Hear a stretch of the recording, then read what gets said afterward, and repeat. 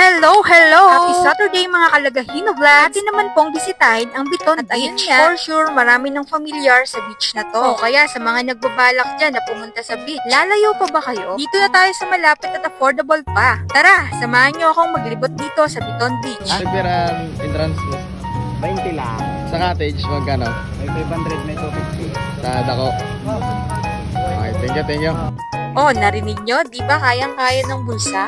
20 pesos lang per head. At sa mga cottages naman nila ay merong 250 at 500. Pwede rin naman po kayong hindi mag-avail ng cottage kasi may mga puno naman po ang gilid ng beach nila. Yun nga lang, mas pasok ito o mas swak ito sa mga maliliit na grupo na. Dahil kung puro bagets kayo at marami kayong dalang pagkain ay tiyak, kailangan nyo po na mag-avail ng cottage para hindi kayo mahirapan. Maraming salamat po pala sa mga nanonood ng aming vlog. Mga nagpa-follow, mga masipag na mag-comment, nagla-like, lalo tigit ang mga nagsishare. Sana all nagsishare.